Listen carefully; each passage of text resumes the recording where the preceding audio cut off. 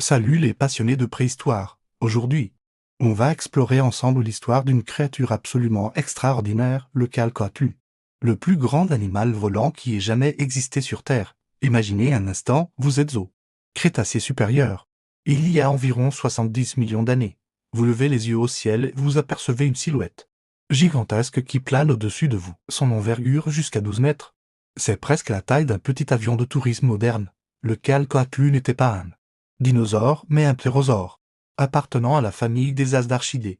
Son nom vient de Quetzalcoatl, le dieu serpent à plumes des Aztèques, et croyez-moi, il portait bien son nom, avec son long cou, son bec effilé et ses ailes démesurées. Il dominait véritablement les cieux du Crétacé. Mais comment un animal aussi gigantesque pouvait-il voler? C'est là que la nature nous démontre tout son génie.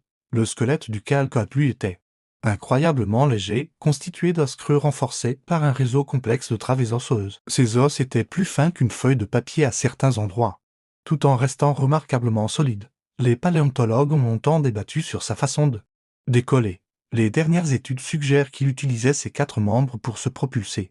Un peu comme les chauves-souris actuelles, mais en beaucoup plus spectaculaire. Une fois dans les airs, il pouvait planer pendant des heures, profitant de courants thermiques pour parcourir d'immenses distances sans pratiquement battre des ailes. Son habitat, le Quetzalcoatl, lui vivait dans ce qui est aujourd'hui l'Amérique du Nord, particulièrement au Texas où les premiers fossiles ont été découverts. Le climat était alors bien plus chaud et humide qu'au jour, avec de vastes plaines et des forêts luxuriantes, contrairement à ce qu'on pourrait penser. Ce géant n'était pas qu'un planeur passif. Les recherches récentes suggèrent qu'il était un prédateur redoutable. Son long bec lui permettait de capturer des proies variées, des petits dinosaures aux premiers mammifères, en passant par les poissons. Il pouvait même se déplacer efficacement au sol sur ses 4 membres, traquant ses proies comme un rond préhistorique géant.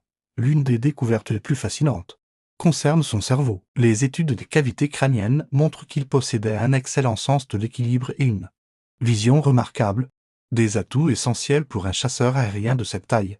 Mais le plus impressionnant reste peut-être sa capacité à voler à des altitudes qui dépassent l'imagination. Les modélisations suggèrent qu'il pouvait atteindre plusieurs kilomètres d'altitude, survolant le monde du Crétacé comme un véritable titan des airs. La disparition du Quetzalcoatl, comme celle des dinosaures, coïncide avec l'extinction massive de la fin du Crétacé, il y a 66 millions d'années. Depuis, aucun animal volant n'a atteint une telle envergure, ce qui fait de lui un record absolu dans l'histoire de notre planète. Cette créature extraordinaire nous rappelle à quel point l'histoire de la vie sur Terre est fascinante et pleine de surprises. Elle nous montre aussi que les limites que nous pensons connaître peuvent toujours être repoussées par l'évolution. Si cette plongée dans le monde des géants volants vous a passionné, n'oubliez pas de vous abonner à la chaîne et d'activer la cloche pour ne manquer aucun de nos prochains épisodes sur les créatures extraordinaires du passé. On se retrouve très bientôt pour de nouvelles découvertes préhistoriques passionnantes.